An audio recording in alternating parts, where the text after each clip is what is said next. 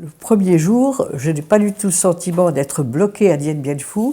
L'avion a eu un petit accident, mais comme toutes les nuits, des avions viennent chercher les blessés, je pense que je repartirai la nuit suivante. Mais la nuit suivante, la météo a empêché l'avion de venir, et après, c'est le terrain qui avait été trop abîmé. Et c'est le soir du 30 que la grosse attaque, celle qu'on a appelée le début de la bataille des 5 collines, a commencé. Et là, ça a été des journées terribles, avec des quantités de blessés, un sentiment de fin du monde la nuit lors des bombardements. Les premiers jours, je parais au plus pressé, mais ensuite, quand on s'est organisé, le docteur Grovin m'a donné la responsabilité des 40 plus gros blessés, ceux qui étaient à l'antenne. Il y avait 40 lits pour les blessés et 15 lits dans la salle de réanimation, et c'était là un autre infirmier qui s'occupait de la salle de réanimation. Et là, je faisais ce que le docteur Grovin me demandait, les piqûres, les pansements et tous les soins. Et on avait des blessés de l'abdomen avec des anus artificiels. Il y avait aussi beaucoup d'amputés parce que les amputations étaient des opérations courtes et ça permettait de sauver plusieurs vies. Parfois, c'était le drame du docteur Grovin qui faisait le triage.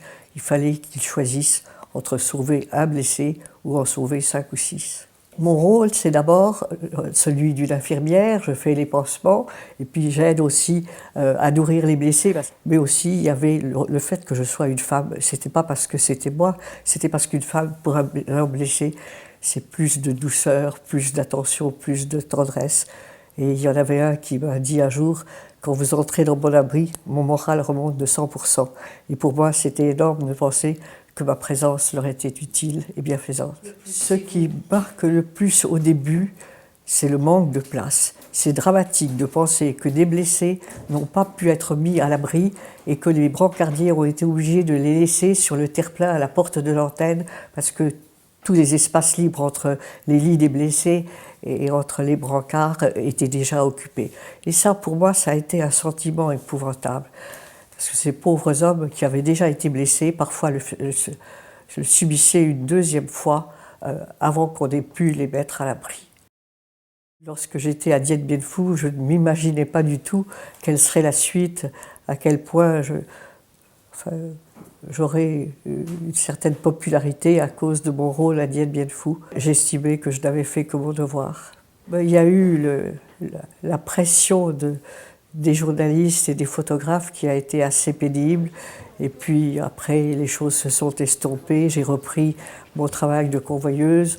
J'ai pu rencontrer à nouveau, là où ils avaient été affectés, en Algérie en particulier, les rescapés de Dien Bien Phu. Et pour moi, c'était de revoir les vivants. C'était quand même une aide psychologique. Le 60e anniversaire, je voudrais bien que ça ne soit pas la fin, que tout ne tombe pas dans l'oubli et que ça se prolonge. C'est Élie de Saint-Marc qui m'avait fait un devoir de témoigner et je l'ai fait de mon mieux. Et parce que vraiment, l'héroïsme de ces hommes, l'inégalité du combat, ça a été quelque chose de terrible. Et je suis pleine d'admiration pour ceux qui restaient dans ces abris souterrains sans savoir si un jour ils seraient libérés.